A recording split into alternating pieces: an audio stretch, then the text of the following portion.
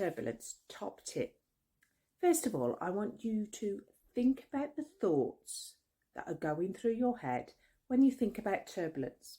So when it starts to get bumpy in the air, what is it that you're thinking about? What are the emotions that you attach to those thoughts?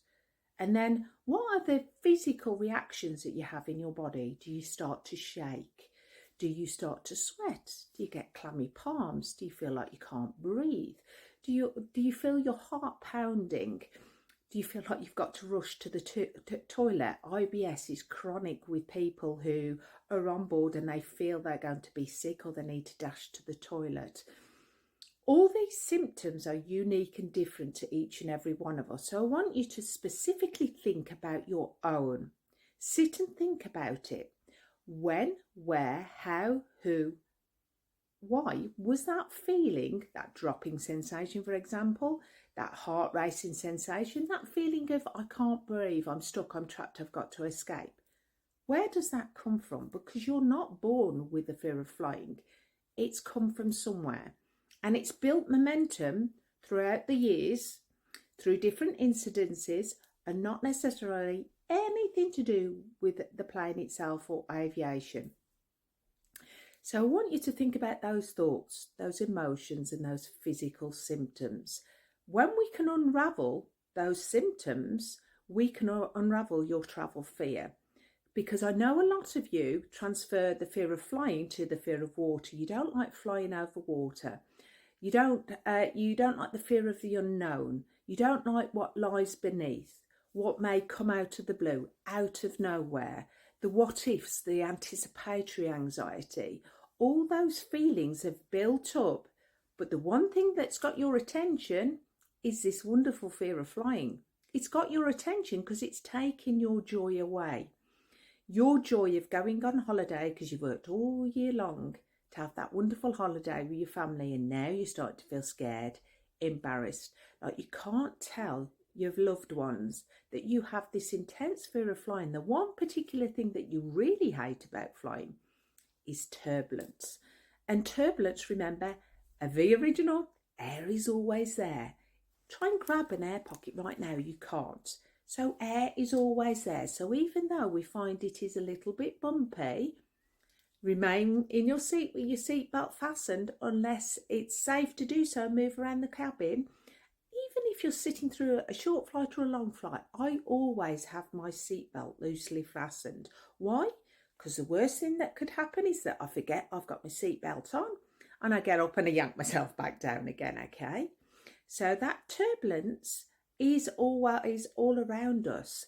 And the captains, the first officers, the flight deck will avoid it, and they will talk with the cabin crew to notify the passengers if, and remember it's a big if there is reason for concern, then we are going to get a little bit bumpy.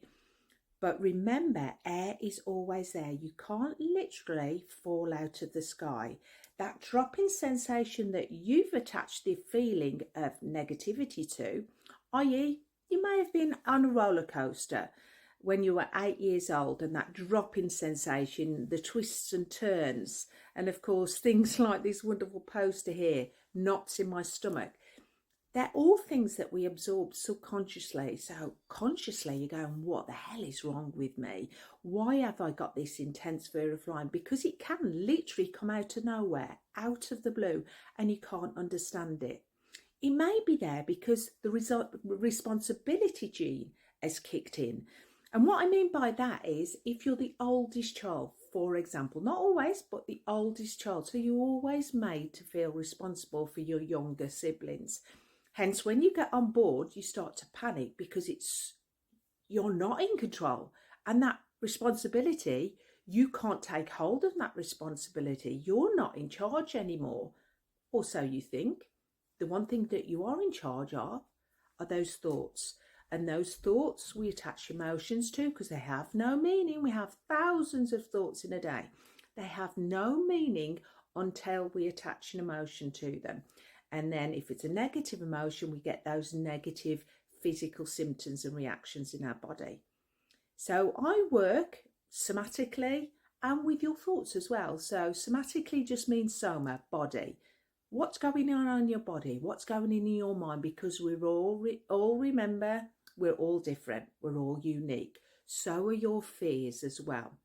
If you're lucky, you're going to get over the fear of flying through knowledge. Knowledge is where you need to know as much information about flying. How the hell does a plane get up into the sky? What's this noise? What's that noise? I don't understand. You need that information. You're a but why kid. And remember, after I went from flying, I went into teaching. You're the but why kid, okay? And that's great, because knowledge may help you to get over your fear of flying. Then you've got people who've been involved in an incident, an event. So knowledge, event, trauma or stress. So the knowledge part, soak up all that information, all the TikToks, the books, the videos, everything. Events, I want you to reframe the event that you went through. Or is it that you remember 9/11 or Lockerbie or Kegworth or any of the other incidents that happen? Or is it that it's trauma? And what I mean by trauma, it can be big T or little t, a stress in your past that has led you to the point now is taking your joy away, i.e. you can't go on holiday. And we all deserve a good holiday, don't we? Whether it be in this country, in your own country or abroad. No matter what your travel anxiety is, train, plane, automobile, they're all interlinked. So what is that trauma? And it can be anything from being bullied in the playground, being held to the floor so you feel trapped, stuck, like you can't get out, your bully sat on top of you, you can't breathe, he's pressing down on your chest, and as you're looking up and getting pummeled, literally, you see a plane go over the top. And there, bam, straight away is your instant fear of flying. But you, consciously, beta brainwaves, don't know where it comes from. It's because it's subconsciously, emotionally holding your files in your thoughts, in your mind, and somatically in your body, the physical symptoms in your body.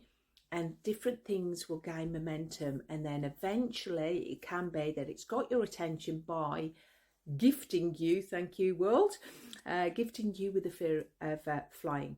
It can also be the fear of the unknown. It can also be the fear of water. It can also be the fear of getting on board and I'm going to be sick, or the fear of I can't take my seatbelt off now, the fear of takeoff, the fear of turbulence, the fear of that dropping sensation. But it doesn't necessarily mean it's to do with the plane. So please, please, please do not leave it for years before you overcome this fear of flying. There's different levels that I can offer you, and there's different tools and techniques out there that will uplift you, pun intended, and won't keep you grounded, again, pun intended. Sorry, hostess, hosty humour, it's in me. So I want you to fly, and I want you to fly because I know tomorrow is not guaranteed for any of us. I was widowed at 37 years young. I want you to fly. My joy, I was due to fly on the 1st of June 2009. My husband died on the 24th of May 2009. I wasn't able to go back to my flying career. My joy was taken away. I do not want your joy taken away. I want you to make those memories. I want exploration to happen, expeditions to happen. I want us to enjoy this wonderful planet that we live on. So don't stay stuck or trapped. You can escape. You absolutely can breathe. And as a breathwork coach as well, I interwove different modalities that I'm now trained in, from hypnotherapy to conversational therapy to noticing subconscious moments, to noticing your language, your body language, as well as your verbal language, because your words are so frigging important to your mind. My opinion doesn't matter. Yours does. And I just want you to fly. So I'm Victoria Ann Speskibble from VASK Therapy. It's just an acronym of my name because I've got a super long name. Didn't think about that before I went double-barreled. But I'm an ex-flight supervisor who flew during 9/11, and I'm Boeing and Airbus trained, so I'm dual trained. You can ask me anything. I have different levels to help you overcome your fear of flying, get that flying confidence, kick that flying anxiety into touch, but also without the use of pills and alcohol. So reach out to V. I'll be happy to help you to fly.